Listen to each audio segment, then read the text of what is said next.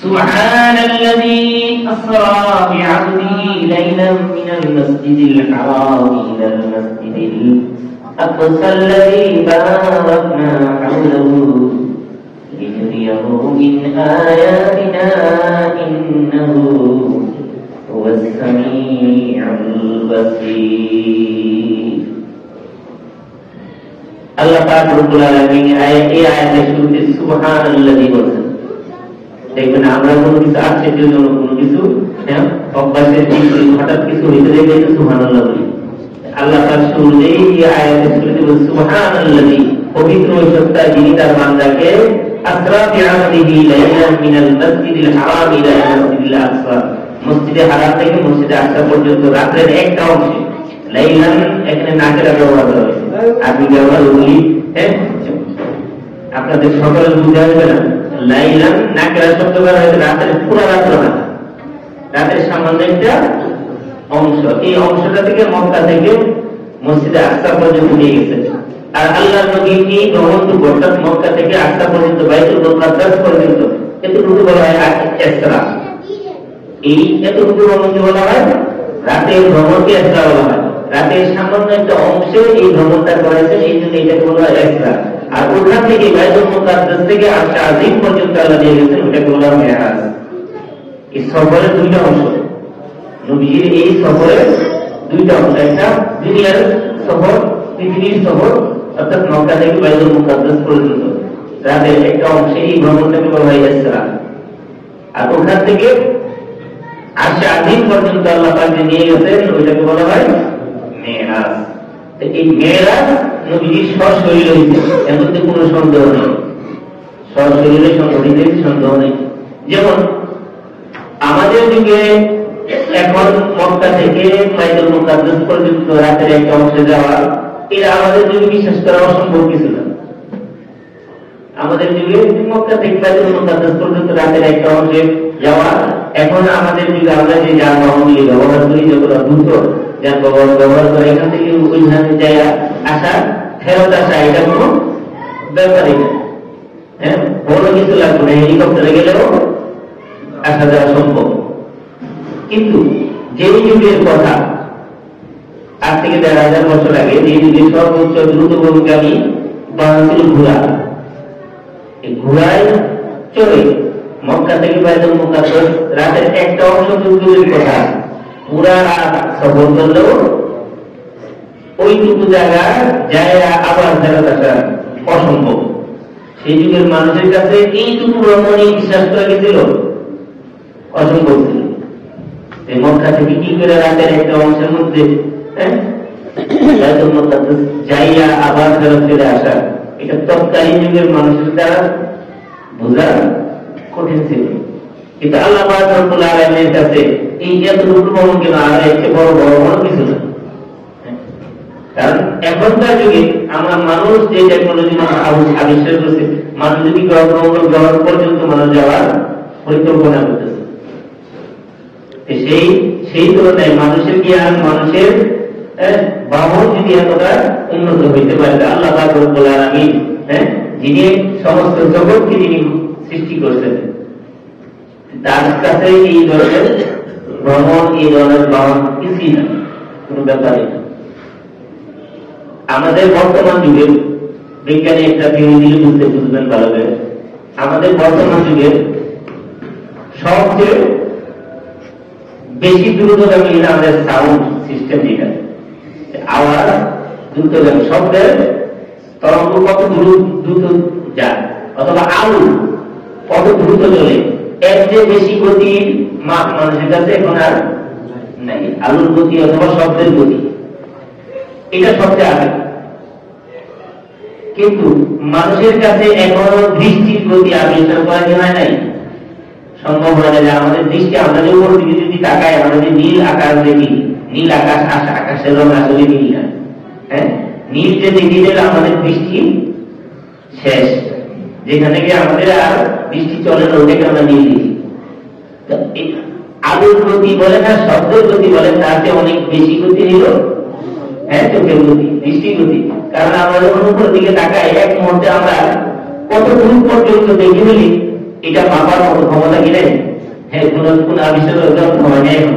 যন্ত্র শুধুমাত্র আলোর গতি আর শব্দের গতি মাপতে পারছে, কিন্তু দৃষ্টির গতি মাপতে পারে নাই। আর নবীজিকে যে বামাটা দেওয়ার জন্য আল্লাহ পাঠাইছিলেন, বুড়াদের গতি ছিল দৃষ্টির গতি, বুঝাচ্ছে ওই গতি এখনো মানুষ আবিষ্কারই করতে পারে নাই। তাই মক্কা থেকে বাইতুল মুকাদ্দাস রাতের একটা অংশ 1 মিনিটের ব্যাপার না আসা তো ওই গতি তুলনায়, দৃষ্টির গতির তুলনায় মক্কা থেকে বাইতুল মুকাদ্দাস যাই আসা করে কোনো ব্যাপারই না। নবীজিকে নেওয়ার জন্য আল্লাহ পাক যে বাহনটা পাঠিয়েছিলেন, সেই বাহনটার গতি ছিল তার দৃষ্টি যেখানে পড়তো তার কখন কখন অন্তর্গত পড়তো। সুবহানাল্লাহ। হ্যাঁ, তার দৃষ্টি যেখানে পড়তো, হ্যাঁ, আর দৃষ্টিটা আমার তো মনে হইতেছে এটা যে আমরা মানুষ, আমাদের দুনিয়াতে আইসা আমরা অনেক কিছু দেখে আমাদের দৃষ্টি গতি দৃষ্টিটা নষ্ট হয়ে যায়।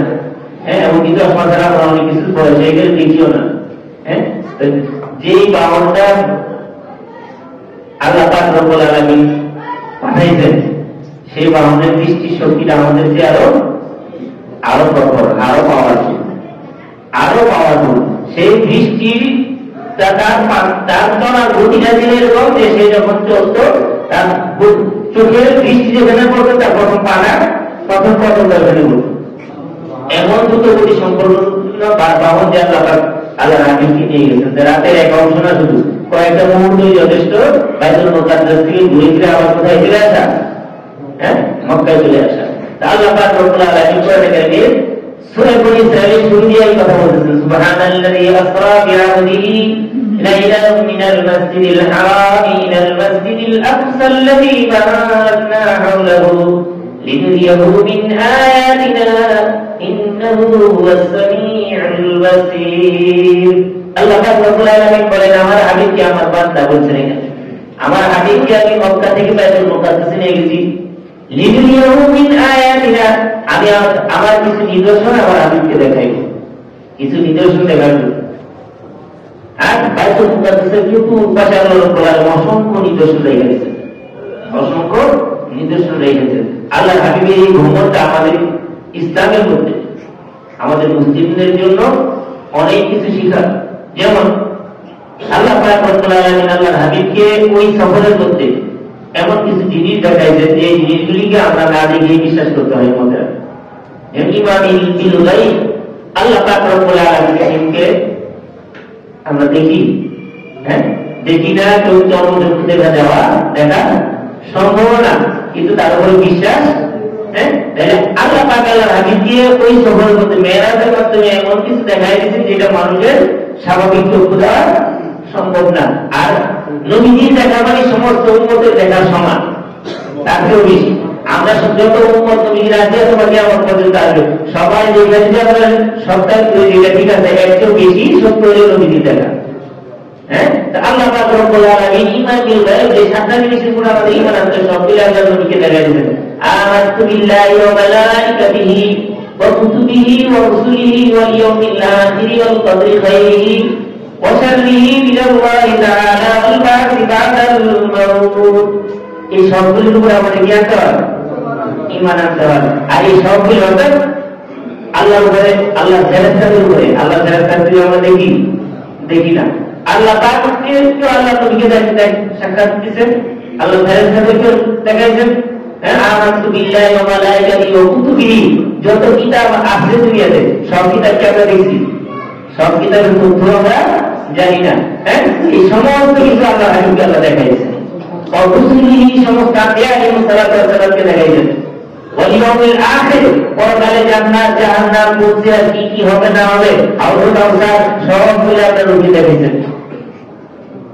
আল কদরি খাইরিহি, আমাদের ভাগ্য ভালো এবং মন্দ। হ্যাঁ, লোকের কলমের মধ্যে যে লিপিবদ্ধ আছে, কলমের লেখা, কলমে গিয়ে নবীকে দেখাইছেন। আশহাদু বিল্লাহি তাআলা ওয়াল বা'থি বা'দাল, মৃত্যু পরে আবার তোমরা জীবিত হয়ে যাবে, এই সবগুলো নবীকে দেখাইছেন। তাহলে আমরা উম্মতে মুহাম্মদী, আমি ঘটনার আগে শুরুতে ভূমিকা গ্রহণ করতেছি, আমরা উম্মতে মুহাম্মদী না দিতে উম্মত না, বুঝলেন নাই? আমাদের কোনো কিছু কিনা, হ্যাঁ, না দেখেন আমাদের নবী দেখা মানে আমাদের সকলে দেখার চেয়েও বেশি দাবি। আমাদের নবীজিকে আল্লাহ পাক রব্বুল আলামিন এই সবগুলি দেখাইছে, সবগুলি দেখাইছে। এই যে বাইতুল মুকাদ্দাস পর্যন্ত যে আল্লাহ হাবিবকে আল্লাহ দিয়েছেন প্রথম অবস্থা, প্রথম সফরটা, এই সফরটার মধ্যে সমস্ত আম্বিয়া আলাইহিস সালামকে আল্লাহ রাব্বুল আলামিন বাইতুল মুকাদ্দাসে রূহের জগৎ থেকে এটা রেখে দিয়েছেন। নবীজি ওখানে ইমামতি করে নামাজও পড়াইছেন 2 রাকাত। এই জন্য নবীজি ইমামুল মুরসালিন, আল্লাহর হাবিব সমস্ত আম্বিয়া আলাইহিস সালামের উপর ইমামতি করেছেন। সাইয়্যিদুল মুরসালিন ইমামুল, যে কথাই ছিলাম কোরআনে কারিমে 2 জায়গায় সূরা বনী ইসরাঈলের শুরু দিয়া বলছেন সুবহানাল্লাযী আসরা বিআবদিহি লাইলান মিনাল মাসজিদিল হারাম।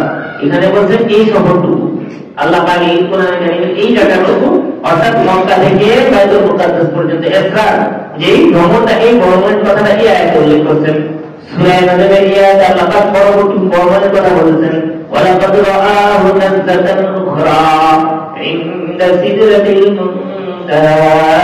হযরত জিবরাইল আলাইহিস সালাম আল্লাহ রাব্বুল আলামিন আল্লাহর হাবিব দ্বিতীয়বার দেখছেন, ওয়ালাকাদ রাআহু নাযলাতান উখরা ইনদা সিদরাতিল মুনতাহা।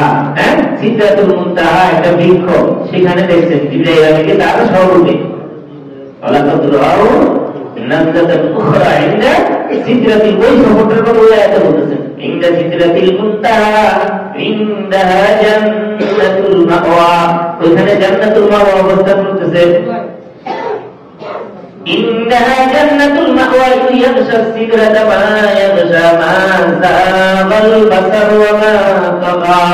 আল্লাহ নবী যে দেখছেন, অর্থাৎ হযরত জিবরাইল আলাইহিস সালাম দেখছেন কোরআনে কারিমের এই ভাষা মা যাগাল বাসার মা যাগাল বাসার ওয়া মা তাগা। নবীজির দৃষ্টি কি হয় নাই, দৃষ্টি ভ্রম হয় নাই, সঠিক দৃষ্টি দিয়ে দেখছেন। আল্লাহ কি উল্লেখ করতেছেন, নবীজি জিবরাইল আলাইহিস সেখানে দেখছেন জান্নাতুল মাওয়ার কাছে সিদরাতুল মুনতাহা। এখানে এই দেখাটা কি ছিল না, দৃষ্টি ভ্রম ছিল না, তীক্ষ্ণ দৃষ্টিতে ভালো দৃষ্টি দিয়ে দেখছেন। তার মানে বোঝা গেল এই সফরটা, এটা আমি শুরুতে যে কথা বলছিলাম, এই মেরাজের সফরটা ছিল সরাসরি। যদি সরাসরি প্রমাণ না হইতো তাহলে এখানে তো আল্লাহ এই কথা বলতেন না, মা যাগাল বাসারু।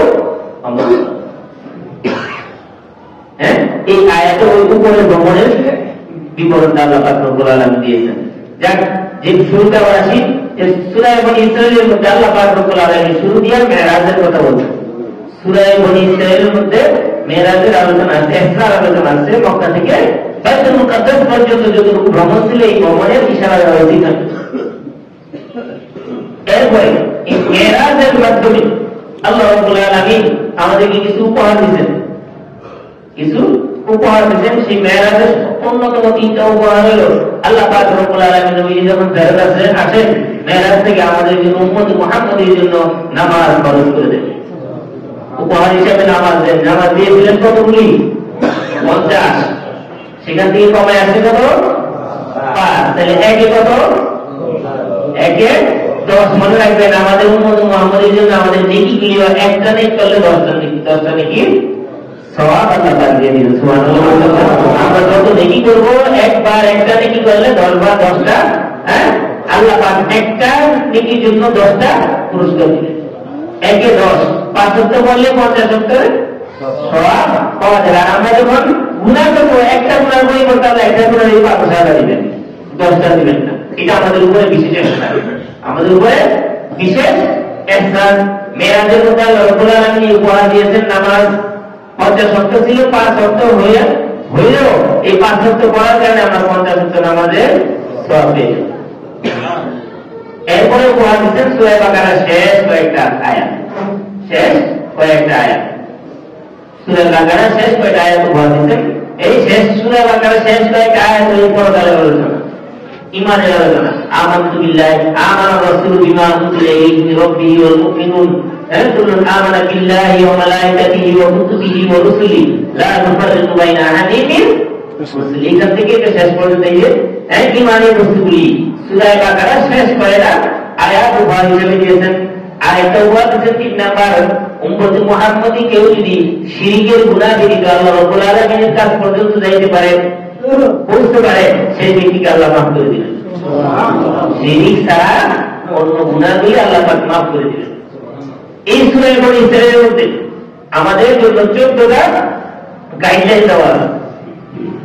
মুসলিমদের জন্য, মুসলমানদের জন্য 14টা গাইডলাইন দেওয়া সূরা বনী ইসরাঈলের মধ্যে। শুধু মেরাজ নাই, মেরাজ ছাড়াও আরো 14টা গাইডলাইন দেওয়া আছে। এই 14টা গাইডলাইন যদি আমরা অনুসরণ করি আমাদের জীবনের পরিবর্তন হয়ে যাবে।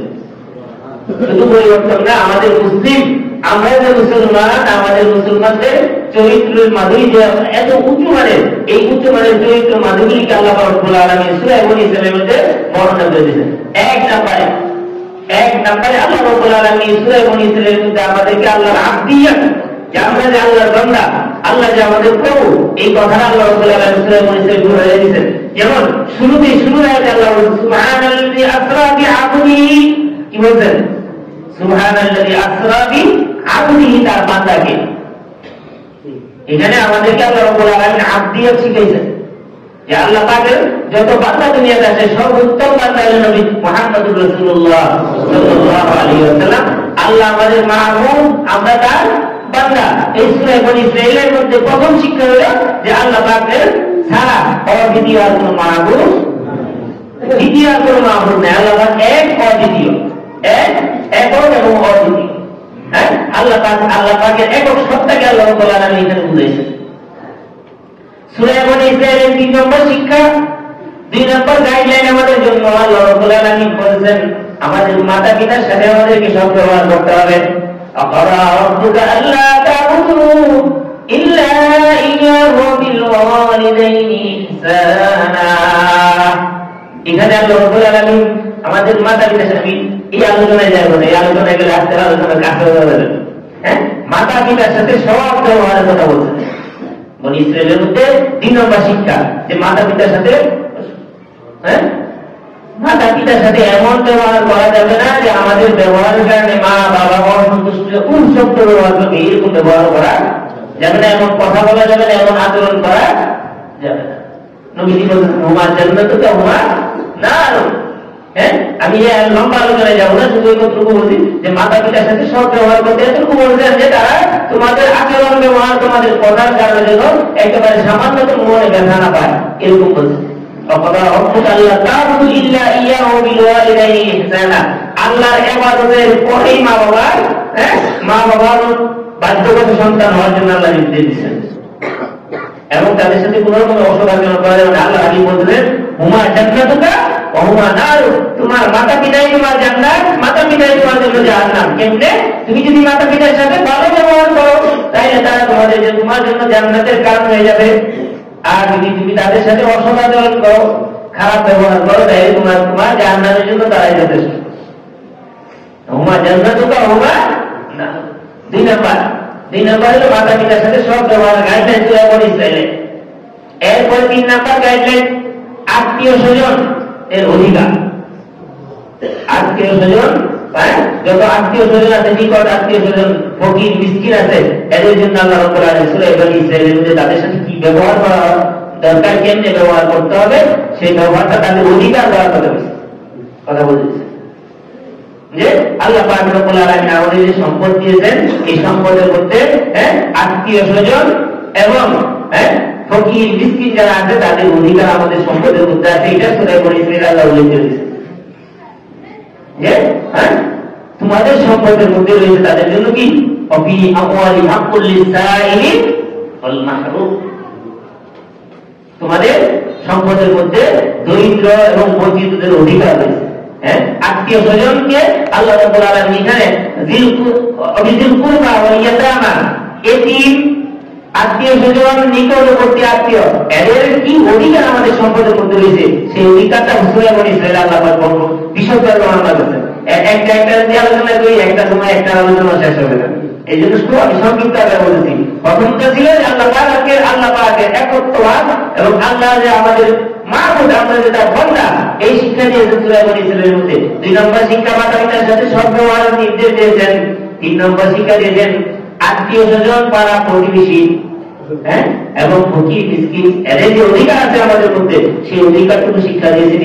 আমাদের মুসলিম সমাজের মধ্যে শিক্ষাগুলি শুধু শুনেন, যে এই শিক্ষাগুলি যদি আমাদের থাকে না, তাহলে আমাদের মুসলিমদের উন্নত মানের চরিত্র থেকে চরিত্র পৃথিবীতে এত বেশি সুন্দর করা হবে না। আত্মীয় স্বজন, তারপরে ফকির মিসকিন নিকটাত্মীয় পাড়া প্রতিবেশী তাদের হক সম্পর্কে আল্লাহ পাক আয়াত করেছেন।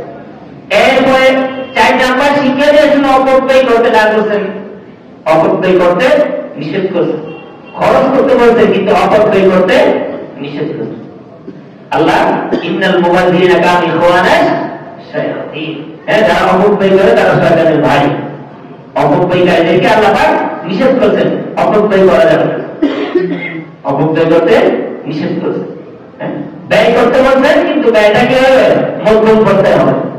অন্য জায়গায় আল্লাহ পাক বলতেছেন ওয়াল্লাযীনা ইযা আনফাকু লাম ইউসরিফু ওয়া লাম ইয়াকতুরু ওয়া কানা বাইনা যালিকা কাওয়ামা। ওয়াল্লাযীনা ইযা আনফাকু, যখন তারা খরচ করে, লাম ইউসরিফু, তারা অপব্যয় করা যাবে না, অপব্যয় করা নিষেধ। আমার আছে বলে আমি অপব্যয় করবো, এটা নিষেধ। তো মুসলমানদের 14 টাকা 4 নাম্বার হইল অপব্যয় করতে নিষেধ করেছে। 5 নাম্বার আত্মীয় মুসাফির মিসকিনদের সাথে নরম ব্যবহার করতে বলছেন।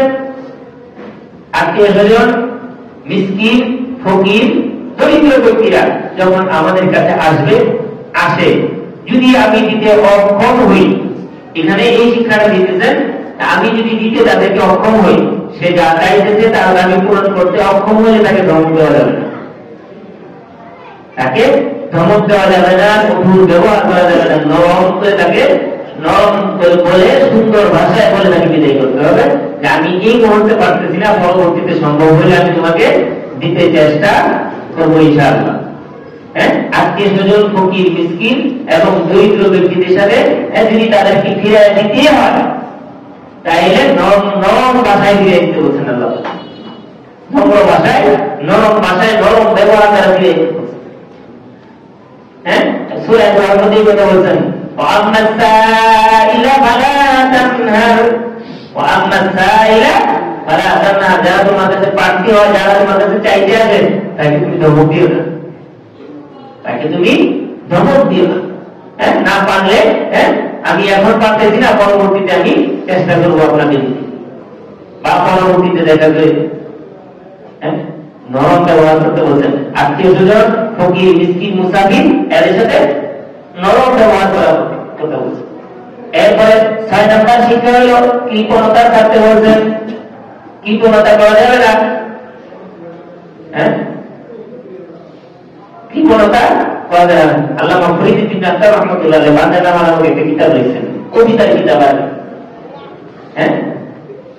ওই কিতাবগুলোর মধ্যে এই কৃপণতার কথা বলা হয়েছে।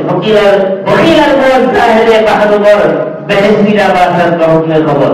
উনি বলতেছেন বখিল কৃপণ ব্যক্তি যদি দুনিয়ার সমস্ত মাটি এবং সমস্ত সাগর সব জায়গায় দেশে আবার ধরে ফেলা, তো বসে জানতে হবে না। কৃপণের এত বড় ব্যাপার, বহরুদের খবর, হাদিসের কথা, হাদিসের কথা যে বখিল যদি দুনিয়াতে সমস্ত জায়গায় আবাদত করে, সাগরের পানিতে নাই আবাদত করে, এরপরে শুধুমাত্র সে বখিল হওয়ার কারণে, কৃপণ হওয়ার কারণে সে জান্নাতে যেতে পারবে না। সূরা বনী ইসরাঈলের মধ্যে শিক্ষা দিয়েছেন আল্লাহ পাক যে তোমরা কৃপণতা করো না, কৃপণতা করো না, আবার অপব্যয় করতে নিষেধ করছেন। কৃপণতাও করতে নিষেধ করছেন, অপব্যয় করতেও নিষেধ করছেন। তো বোঝা গেল এই দুইটার মাঝখানে জীবন যাপন করতে হবে, দুইটার মাঝখানে জীবন যাপন করতে হবে, অর্থাৎ মধ্যবর্তী অবস্থানে চলতে হবে। বেশি অপব্যয় করা যাবে না, আবার একেবারে কৃপণতাও করা যাবে না, কৃপণতাও করা যাবে না। এই ছিল 6 নম্বর গাইডলাইন। 7 নম্বর গাইডলাইন আল্লাহ রাব্বুল আলামিন সূরা বনী ইসরাঈল আমাদেরকে শিখাইতেছেন লা তাকরাবুজ জিনা, জিনার কাছেও যেতে না। ইন্নাহু কানা ফাহিশাতাও ওয়া সাআ সাবিলা, জিনার কাছেও যেতে না। জিনা করা তো দূরের কথা, জিনার পরিবেশ তৈরি হয়, জিনার পরিবেশ তৈরি হয় অশ্লীল জায়গার মধ্যে যাইতে নিষেধ করে। যে পরিবেশে গেলে জিনার মধ্যে নিপতিত হওয়ার সম্ভাবনা আছে, ওই পরিবেশটাকেও মানুষকে ত্যাগ করতে বলছে, পরিবেশটাকেও মানুষকে ত্যাগ করতে বলছেন। লা তাকরাবুজ জিনা ইন্নাহু কানা ফাহিশাতাও ওয়া সাআ সাবিলা। যত রকমের অশ্লীলতা আছে তার সর্বোচ্চ অশ্লীলতা হলো জিনা। জিনার পরিবেশ যেখানে থাকলে সেখান থেকে দূরে সরে যাও। আর বর্তমানে আমাদের যুগটা এরকম একটা যুগ আমরা অতিবাহিত করতেছি, চতুর্দিকে আমাদের কি এই জিনার পরিবেশ, এই জিনার পরিবেশ থেকে বেঁচে থাকা অত্যন্ত কঠিন এবং কঠোর অবস্থা হয়ে গেছে আমাদের। এটা থেকে বাইরে থাকা, হ্যাঁ, যেমন অন্য হাদিসে আছে না, হাদিসের মধ্যে আছে না যে ইমান আকিম জমানায় একটা সময় এমন আসবে যে ইমান মানুষের রাখাটা এমন হবে যে হাতের মধ্যে কি জ্বলন্ত কয়লা রাখাটা যতটা কষ্টদায়ক ততটা কষ্টদায়ক হবে। জ্বলন্ত কয়লা হাতে রাখা মজুত করতে সহজ না, কিন্তু একদিন একটু হাতে লয়ে দেখবেন কতটা কঠিন। আমাদের ইমানও রাখা এরকম কঠিন। আজকে এটা বলে নাই বলে আমি ভদ্র নামাজের সময় একটু গরম পানির জন্য চুলার কাছে গেছিলাম। গরম পানি মানে আমার পানিটা যেটুকু ঠান্ডা ছিল, একটু গরম পানি করতে দেয় গ্লাসটা দিয়ে গরম পানি করতেছি আমি, মানে অবচেতন মনে আঙুলটা লেগে গেছে, গ্লাসটার মধ্যে লেগে গেছে। লেগে যাওয়ার পরে এই যে একটা অনুভূতি, মনে করেন 1 সেকেন্ড মাত্র, একটা মুহূর্ত, কতটুকু একটা মুহূর্ত মনে লাগে নাই, খালি কোন রকম লাগছে। কোন টাচ হওয়ার পরে যে অনুভূতিটা আমার হয়েছে, আমি এই কথাটা আপনাদের সামনে বলতাম না, এই কথা আসছে দেখা, হ্যাঁ, যে জাহান্নামের আগুনে কত শত বছর হাজার বছর জ্বলতে হবে, এই দুনিয়ার আগুনটা যদি আমার জন্য এই সামনে টাচ লাগছে, তাই যদি এতটা কষ্টদায়ক হয়, সাথে সাথে ঠান্ডা পানির মধ্যে এখন তো টিউবের পানিতে মানে কলের পানি তো ঠান্ডা পানির মধ্যে ধরে রাখছে, তাও জ্বলতেছে। আমি চিন্তা করলাম যে এই যে সামান্য একটা মুহূর্ত, 1 সেকেন্ডও না, 1 সেকেন্ডের কয়েকটা কম হবে মুহূর্তটা, সেই মুহূর্তটা যদি এতটা কষ্ট হয় আমার দুনিয়ার আগুন, জাহান্নামের আগুনটা এসে অনেক কঠিন। জাহান্নামের আগুন আমাদেরকে আমাদের অন্তরগুলি পর্যন্ত জ্বালাই দিবে, শুধু জ্বালাইবে না, আল্লাযী তাসতারি আলাল আফইদা, আল্লাহ পাক রব্বুল আলামিন বলেছেন জাহান্নামের আগুনগুলি এত কঠিন হবে যে আগুনের দ্বারা তোমাদের অন্তরগুলি পর্যন্ত পুড়ে যাবে, দেহ পুড়বে না, অন্তর পুড়বে। আর আমরা অনেকে এরকম বলে থাকি যে আর কিছুদিন জাহান্নামে থাকি, কি ব্যাপারে আবার জান্নাতে তো যাবো না একবার। দুনিয়ার একটা আগুন, দুনিয়ার আগুন জাহান্নামের আগুন হচ্ছে অনেক অনেক অনেক গুণ কম পাওয়ার, সে আগুনটা একটা সেকেন্ডের ধাক্কা খালি লাগে, পুরো নেই। সেটা যদি এত কঠিন হয়, জাহান্নামের আগুনটা কত কঠিন হবে। আমার আপনি কি করে মনে করি দেন জাহান্নাম গেলে কি হবে, একসময় ইমানের বিরুদ্ধে জান্নাতে যাইব, জাহান্নামের আগুন আর আমি আপনি কি সহ্য করতে পারবো? অসম্ভব, অসম্ভব। যে কথায় ছিলাম, জিনা এবং জিনার পরিবেশ থেকে আমাদেরকে বাইরে থাকতে হবে, এই শিক্ষাটাই সূরা বনী ইসরাঈলের মধ্যে আল্লাহ রাব্বুল আলামিন দিয়েছেন। এটা ছিল 8 নাম্বার শিক্ষা, 7 নাম্বার শিক্ষা, জিনার পরিবেশ, জিনা এবং জিনার পরিবেশ থেকে নিজেদেরকে দূরে সরায় রাখা। আমাদের বর্তমান যুগে আমরা এমন এক পরিবেশে বসবাস করতেছি, যেটা বলতেছিলাম যে আমাদের বাতাসে, আমাদের পানিতে, আমাদের উপরে নিচে ডাইনে বামে সব দিকে জিনার পরিবেশ, সব সেখানে ঈমান রাখা জ্বলন্ত কয়লা হাতে রাখার মতো এত কঠিন হয়ে গেছে যে এমন একটা যুগ আসবে, হাদিসের মধ্যে আসবে যে নবীজি বলেছেন সকালবেলা ইমানদার থাকবে, বিকালে বেঈমান হয়ে যাবে, আবার বিকালে ইমানদার থাকবে, সকালে ঈমান হারা হয়ে যাবে। আমাদের যুগটা ঠিক এরকম হয়ে গেছে। আমাদের যুগটা আমরা এমন কঠিন যুগে বসবাস করি, কঠিন যুগে বসবাস করি। 7 নাম্বার, যাক এই আলোচনা না করে আমি 14টা বলতে চেষ্টা করতেছি। 8 নাম্বার, সন্তানকে হত্যা করতে না করলে নিষেধ করেছেন আল্লাহ রাব্বুল আলামিন, ওয়ালা তাকতুলু আওলাদাকুম খাশিয়াতা ইমলাক, তোমাদের সন্তানদেরকে তোমরা ভরণ পোষণ, রুজি রোজগার দিতে পারবা না বলে হত্যা করো না। আর আমরা কি করি বলো তো, ছেলে হোক মেয়ে হোক, 2টি সন্তানই যথেষ্ট, একটা হলে ভালো, একটা হলে ভালো। এটা কি আমাদের শিক্ষা না বিজাতিদের শিক্ষা বলো তো? এই স্লোগানটা কি আমাদের মুসলমানের না বিজাতিদের? বিজাতিরা এরা এই আলোচনা করতে গেলে লম্বা হয়ে যাবে। বিজাতিরা এরা জানে যে মুসলমানের সংখ্যা যত বাড়বে তত তারা বিপদে পড়বে। এই স্লোগান গুলো আমাদের মুসলমানদের ভিতরে ঢুকে গেছে যে ছেলে হোক মেয়ে হোক, 2টা সন্তানই যথেষ্ট, একটা হলে আরো ভালো। অর্থাৎ আমাদের সংখ্যা না বাড়ে। আবার কি করতেছে জানেন, এখন বর্তমান বিশ্বের পরিবেশ যে আমাদের সন্তান হলে কি দেয়, মা বাবা কি দেয়, পুরস্কার ঘোষণা করছে জার্মান সরকার যে সন্তান যদি দিতে পারো তোমার ঘরে সন্তান নিলে এই পুরস্কার, বড় ধরনের পুরস্কার ঘোষণা করছে। এবং এই ইদানি জাপানিরা 3 সপ্তাহ ছুটি দেওয়ার জন্য সিদ্ধান্ত নিয়েছে। কেন? যাতে জন্ম হওয়া কি করে স্বামী এবং স্ত্রী বেশি বেশি কাছে থাকতে পারে, জন্ম হওয়া পারে।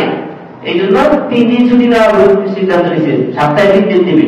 তারপরও তারা মানুষ চায়, তারপরও তারা মানুষ চায়। আর আমরা মুসলমানরা কি করি? মানুষ দেখলে ভয় পাই, মানুষ দেখলে ভয় পাই। আমরা বাদ বন্ধ যত কিছু আছে সব মুসলমানের জন্য, খ্রিস্টান ইহুদিদের জন্য কি নাই? বাদ বন্ধনের কোনো স্লোগানও নাই, ওদের জন্য কোনো ব্যবস্থাও নেই। ওরা চায় আরো মানুষ আসুক, ওদের মানুষ দরকার, আমাদের মানুষ কি আমরা কমাইতে চাই। এগুলো আমাদের ইমানের নমুনা। অথচ আল্লাহ পাক রব্বুল আলামিন নিষেধ করেছেন, ওয়ালা তাকতুলু আওলাদাকুম খাশিয়াতা ইমলাক। এরা সপ্তাহে 1 দিন 2 দিন বা 3 দিন ছুটি করার পরিকল্পনা নিতেছে যাতে জন্ম হার বাড়াইতে পারে। আর আমরা করতেছি কি? আমরা একটা বা দুইটা হইলেই আমরা ভরণ পোষণের ভয়ে অথবা কি খাবার দাবার দেওয়ার ভয়ে আমরা সন্তান দিই না। এটা মুসলমানের কাজ না। আল্লাহ নিষেধ করেছেন, ওয়ালা তাকতুলু আওলাদাকুম খাশিয়াতা ইমলাক। তোমরা তোমাদের সন্তানকে হত্যা করো না। এই সন্তান যদি আর আসবে না তাহলে তো হবে না। এখন আমাদের দেশে আরেকটা নতুন সিস্টেম পাইছে কি জানেন? ভুলভাবে যদি স্ত্রীর সাথে মিলন হয়ে যায় না, এতদিন তো ছিল আপনার মাসে মাসে ট্যাবলেট খেয়ে দিতে হবে, হ্যাঁ, অথবা অন্য কিছু ব্যবহার করতে হবে। এখন তো ভুলভাবে হয়ে গেলে ওই ট্যাবলেটে মাসে একটা খাই বা তো প্রোগ্রামে একটা খাই নিলে হয়। জরুরি কি লাগে শুনতে বলেছে, বুঝলেন না? তবু মুসলমানরা কি করে? সন্তান দুনিয়াতে আসতে দিবে না। অর্থাৎ ভুলভাবে যদি কোনো কিছু বইটাই না, যাতে 72 ঘন্টার ভিতরে মনে হইব, বুঝলেন নাই? 72 ঘন্টার ভিতরে একটা কাহিনী লইলে শেষ। এখন বলেন তো, এই যে 72 ঘন্টার ভিতরে আপনি আপনার সন্তান মারার জন্য যে ট্যাবলেটটা খাইছেন, এটা কি হত্যা হয়েছে না? হ্যাঁ, কেন আমরা বুঝি নাকি? আমি রিজিক দিব? আল্লাহ পাক বলছেন, নাহনু নারযুকুকুম ওয়া ইয়াহু। তুমি তোমার সন্তানকে রিজিকের ভয়ে হত্যা করো না। আমি তোমাকে রিজিক দেই, তার রিজিক আমি দেই। তোমার রিজিক আমি নেই, তার রিজিক আমি নেই। তুমি তো রিজিকের মালিক না। তুমি কেন তার দুনিয়াতে আসার জন্য বাধা সৃষ্টি করতেছো? হ্যাঁ, সূরা বনী ইসরাঈলের 8 নম্বর শিক্ষা, যে সন্তানকে রুজির ভয়ে, রিজিকের ভয়ে হত্যা করা যাবে না। 9 নম্বর শিক্ষা, সাধারণ মানুষকে অহেতুক নিরপরাধে হত্যা না করা। আমরা বলি কিনা বর্তমান যুগে আধিপত্য বিস্তারের জন্য অথবা চিন্তায় ডাকাতি করার জন্য অহরহ মানুষ কি করতেছে? মেরে ফেলতেছে। মানুষকে হত্যা করতে আল্লাহ নিষেধ করেছেন। এটা সূরা বনী ইসরাঈল 14 মধ্যে 9 নাম্বার। 10 নাম্বার, এতিমের সম্পদকে আল্লাহ রাব্বুল আলামিন দখল করতে নিষেধ করেছেন। এতিমের সম্পদ, এতিম অসহায় যারা, এদের সম্পদগুলিকে আমরা বলি কি জানেননি? আমরা যারা কাগজপত্র বুঝে না অথবা এতিম অসহায়, তাদের কাগজপত্রগুলিকে আমরা নিজের নামে করে গিয়ে নিজেরা দখল করতে চাই। আল্লাহ বলছেন যে এতিমের সম্পদ তোমরা দখল করবে না। আর যদি কি ঘোষণা দিচ্ছি জানেন?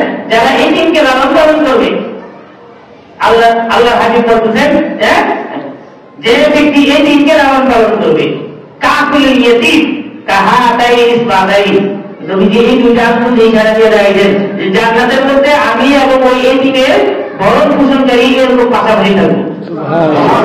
আল্লাহ নিষেধ করেছেন এতিমের সম্পদ খাইলে, নবীজি বলছেন এতিমকে লালন পালন করলে, তার অভিভাবকত্ব গ্রহণ করলে, যে আমি এবং আমার ওই উম্মত যে এতিমের লালন পালন করবে, সে আমার এই দুইটা আঙ্গুল যতটা নিকটে, সে এবং আমি অতটা নিকটে জান্নাতে অবস্থান করবো।